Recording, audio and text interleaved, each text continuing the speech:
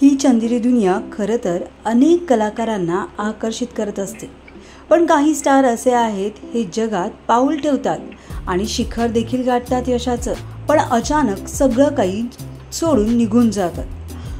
अशाच एका अभिनेत्रीची कहाणी आज आम्ही सांगणार आहोत, जिने स्वतःच्या करिअरला शिखरावर नेऊन ठेवलं, पण आता तिने निवडलाय काही वेगळाच मार्ग। तो मार्ग म्हणजे धर्म आणि साधनेचा, म्हणजेच अभिनेत्रीने अध्यात्माचा मार्ग निवडलाय।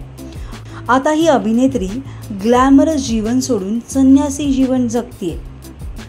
आज बौद्ध भिक्षू म्हणून आयुष्य जगतीये।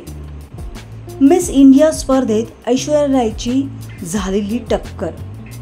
बरखा मदन, अगदी बरोबर ओळखलं, बरखा मदन एक मॉडेल, ब्युटी क्वीन आणि कधीच्या काळात बॉलिवूडच्या टॉपच्या अभिनेत्रीमधली बरखानं अचानक बॉलिवूडमधून एक्झिट घेतली। एवढंच नाही तर या अभिनेत्रीने नाव देखील बदलले। या अभिनेत्रीला आता गॅल्टन सॅम्पटन म्हणून ओळखलं जातं। बरखाने 1994मध्ये मिस इंडियन या स्पर्धेत भाग देखील घेतला होता। ज्यावेळी बरखा या स्पर्धेत सहभागी झाली होती त्याचवेळी सुष्मिता सेन आणि ऐश्वर्या राय या दोघी देखील स्पर्धेत सहभागी झाल्या होत्या, पण बरखाला मिस इंडियाचा किताब पटकवता आला नाही। या स्पर्धेची विजेता ऐश्वर्या राय ठरली आणि उपविजेता सुष्मिता सेन ठरली, पण त्यानंतर बरखाने बॉलिवूडमध्ये दमदार एंट्री घेतली आणि ऐश्वर्या आणि सुष्मिताला मागे टाकलं। मिस टुरिझम ऑफ इंडियाचा किताब देखील जिंकला।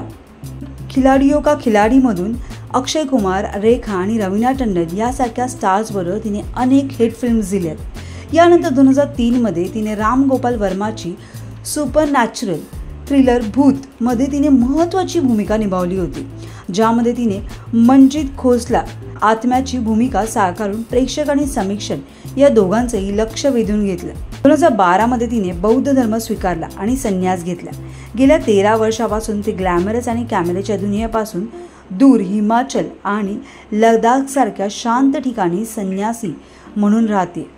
बरखा मदनचं हे जीवन अशा काही लोकांसाठी एक उदाहरण आहे, जे ग्लॅमरसपेक्षा जीवनातील खरी शांती आणि समाधानाला प्राधान्य देतात। सो तुम्हाला बरखा मदनचा हा प्रवास कसा वाटला हे आम्हाला कमेंट बॉक्समध्ये नक्की कळवा।